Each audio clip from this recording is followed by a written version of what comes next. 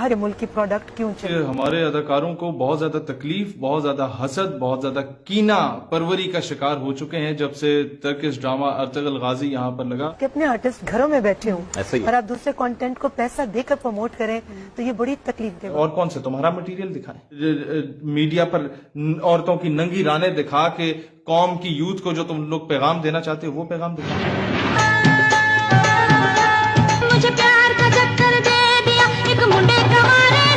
ہمیں سے غرض نہیں ہے کہ ڈرامہ ترکی نے بنایا یا ملیشیا یا انڈونیشیا یا کسی اور ملک نے بنایا، ہمیں غرض اس چیز سے ہے کہ ہماری تاریخ، ہماری ثقافت، ہماری آئیڈیالوجی، ہمارا نظریہ، ہماری جرت، ہماری بہادری، ہماری غیرت ایمانی کا اس میں مظاہرہ کیا گیا۔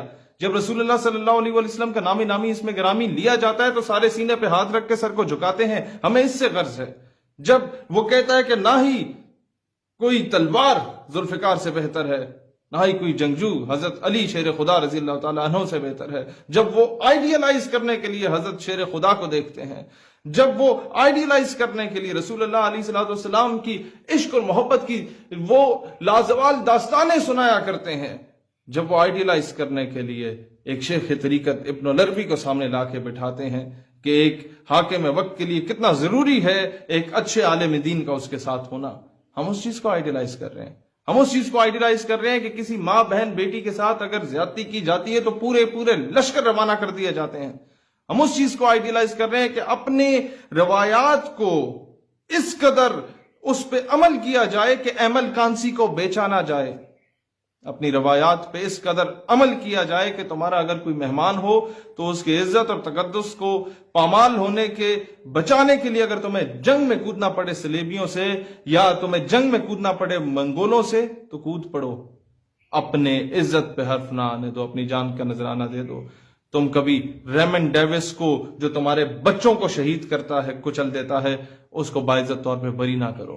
تم کبھی رات کی تاریکی میں نور خان ایئر بیس سے اپنے بچے کے قاتل کو جس نے گاڑی کے نیچے سڑک پہ اسلام آباد کی سڑکوں پہ اسے کچل دیا تھا، اس کو باعزت طور پہ نور خان ایئر بیس سے واپس نہ بھیجو۔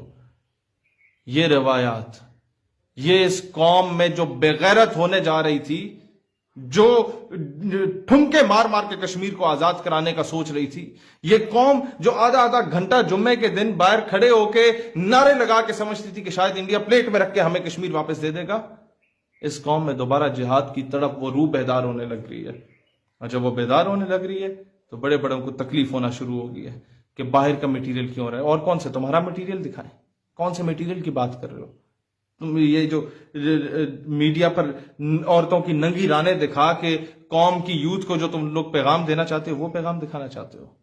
وہ جو ایک صابن کو بیچنے کے لیے یا شیمپو کو بیچنے کے لیے یا ٹوتھ پیسٹ کو بیچنے کے لیے بھی عورت کو ننگا لا کے نہلانے والے ایڈورٹائزمنٹ چلائے جاتے ہیں، وہ دکھانا چاہتے ہو؟ کیا دکھانا چاہتے ہو؟ قوم کے بچوں کو کیا بنانا چاہتے ہو؟ بزدل، بغیرت بنانا چاہتے ہو تاکہ تم جس گلی سے اس قوم کی بیٹیاں گزرے ان پہ جملے کسیں، اگر وہ عبائی یا برقعے میں بھی جائیں تو ان کے عبائی اور دوپٹے کھینچے جائیں، تاکہ وہ بائکوں سے سیلنسر نکال کے جا کے ہر قوم کی بیٹی کے پیچھے جا کے اسے نمبر دے رہے ہیں اس کے بھائی کے سامنے۔ کیا بنانا چاہتے ہو قوم کے بچوں کو؟ اپنے وہ ڈراماز دکھا کے جہاں کہ قوم کی بیٹی کو بار بار سکھایا جاتا ہے کہ خلا کس طرح لی جاتی ہے، کس طریقے سے کسی دوسرے کے شوہر کے ساتھ ناجائز تعلقات استوار کیے جائیں، اور پھر جب اس کو کوئی آ کے تھپڑ مارے تو اس کی سمپتھی کے لیے پوری قوم کو کھڑا کر دو۔ یہ نہ بتاؤ کہ حرام توپی تو تم نے کی تھی۔ کیا بنانا چاہتے ہو اس قوم کو؟